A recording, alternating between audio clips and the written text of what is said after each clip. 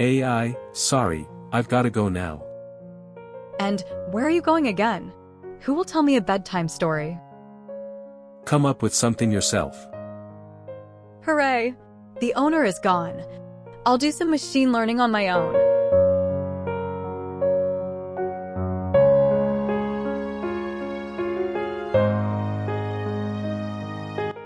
AI, I am home. Show me what you have come up with. In the northern east of the western part of the Grand Duchy lies the rural town of Tarnova, from which the way to Florida is not long, 3 days on deer, and you are there. In the 19th century before your era, it was ruled by the Moldavian prince of Greek origin Dimitri Mavros. In 1885, he built an above-ground subway and a large house of culture in Tarnova, which was later turned into a trade center.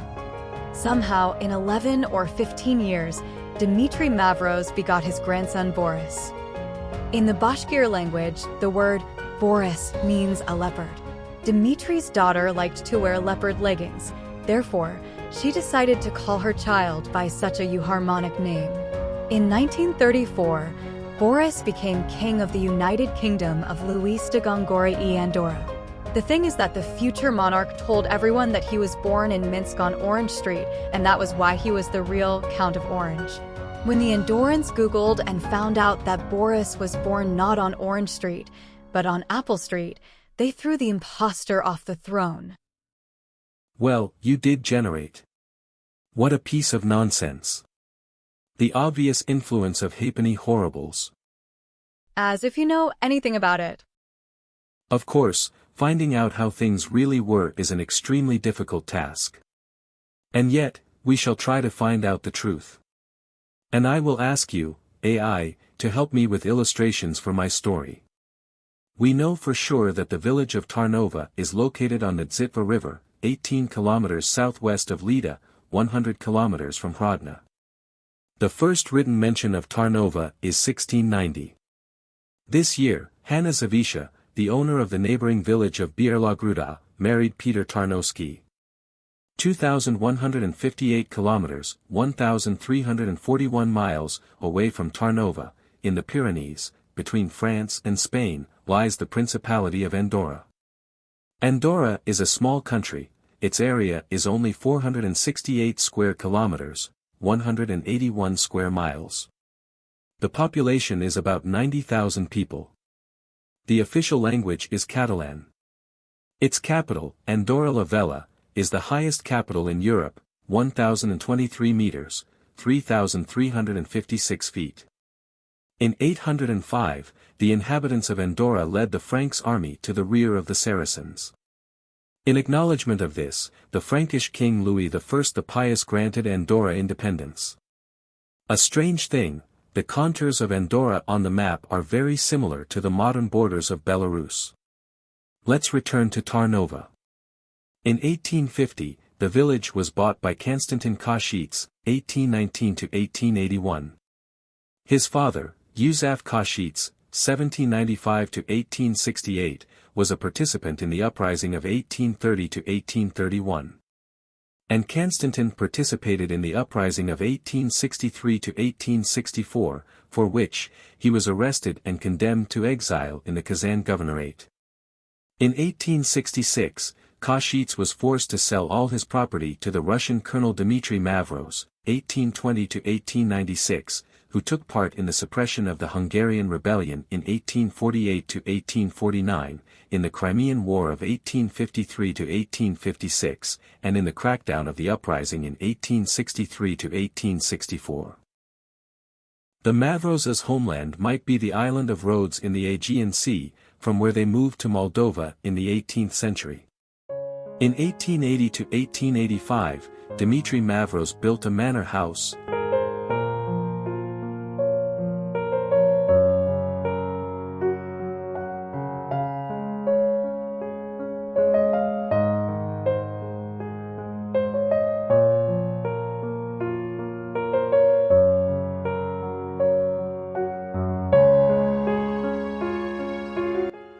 a winery, a stable, an ice storage, a windmill, houses for servants, and a park with 2 ponds in Tarnova.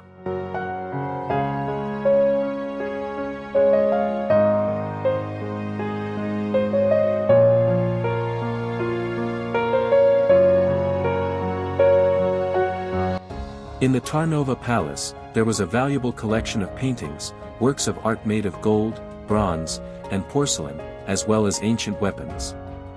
Its library included thousands of volumes in various languages, including ancient and rare manuscripts. The owners of Tarnova, the Mavros family, were parishioners of the church in the nearby village of Radzivanyshki. In 1869, newspapers wrote, on the day of its dedication, the Major General Mavros donated trappings for the Holy Table, a credence and a lectern, as well as 2 icons of good painting of Saints Apostles Thomas and Peter, worth 100 rubles. Dmitry Mavros had a daughter, Countess Elizabeth Dimitrovna Mavros. In 1896, she had a son in Vilnia, now Vilnius, Boris Mikhailovich Skasyrev, who in 1934 was proclaimed King of Andorra and ruled that country for 12 days. The childhood of the future international swindler was spent in the estate of Libiata that is located not far from Tarnova. There is a large amount of contradictory or clearly inaccurate information about the fate of this person. He lied so enthusiastically about his adventures that his whole life now seems like one big hoax. Skasyrev claimed to have studied at Oxford and the Lycée Louis-le-Grand in Paris, together with the Prince of Wales, when he became well acquainted with the Dutch royal family. However, no official documents were found that would confirm the veracity of this information. In 1915, the Lida region was occupied by German troops. Boris went to the front as a volunteer. It is known for certain that he fought in the British Armoured Division operating on the Russian front. This fact was confirmed in 1924 by the commander of the division, Oliver Locker-Lampson. Boris said that after the October coup d'état in 1917, the Bolsheviks arrested him and put him in the Peter and Paul fortress in St. Petersburg. He miraculously managed to escape and fled to Western Europe. There is little information on Skasyrev's life in Europe. According to police reports, he was a fraud, and once he even stole a gold watch from the Japanese attaché Major Hashimoto. There were rumors in London that Boris had something to do with the British Secret Service, that he was allegedly a German agent, and also a Soviet spy. None of this is documented. He was repeatedly arrested by the police in various European countries for financial fraud, but he always managed to solve his problems without scandals. Perhaps, he actually had strong support from a powerful organization. Still, these are only assumptions. Boris also lived in the Netherlands for a while. Then, in the 1930s, in Catalonia and Andorra, he would call himself the Count of Orange, claiming that this title was given to him by Queen Wilhelmina of the Netherlands for some merits. Of course, it is not true, because a person who is not of royal blood cannot receive this title. There is no evidence of Skasyrev's connection with the royal family. Not only did he not serve the Queen, but in 1924 the Dutch Security Service even put him on the list of prominent foreign revolutionaries. Boris's Dutch passport was found in the archives. The passport had number 85154 and was issued in 1923. It is from this document that the date and place of birth of Skasyrev is known, January 12, 1896, Vilnia, today's Vilnius. They say, in addition to a Dutch passport, Boris also had a passport of a stateless person. It seems that it was with the Nansen passport that he lived in Latin America during 1924–34 and traveled extensively between Colombia and Europe. In 1931, in France, he married a French woman, Marie-Louise Parrot de Gassier. In 1932, they were seen in Spain, where they partied until morning in fancy clubs. In 1933, Boris visited Andorra for the first time and received its citizenship. On May 17, 1934, Skasyrev presented the Council of the Valleys a document laden with his suggestions, in which he justified his intentions of rule. On May 22, the Spanish and French parties signed a warrant for his expulsion from Andorra. Here, we have to turn again to the history of Andorra. In 1278, it was decided that the official rulers of Andorra should be 2 persons representing the countries between which it is situated. In the Middle Ages, Andorra was jointly ruled by the Count, then, King, of Navarre and the Bishop of Urgell, in Spain. In the 16th century, Navarre became part of France, and the rights to Andorra passed to the king, and nowadays, to the President of France. Until 1993, the Andorrans paid their rulers annually, 960 francs, to the President of the French Republic, 460 pesetas, 12 heads of cheese, 12 capons, 12 partridges, 6 gammons, to the Bishop of Urgell. On July 7, 1934, Skossyreff returns and proposes to the General Council a program of reforms and modernization of the Andorran economy. According to the program, the country's economy was to be based on the regime of a tax-free zone and on the support of tourism and sports. On July 8, the General Council ratified the economic program and declared Skossyreff the monarch of Andorra, Boris I.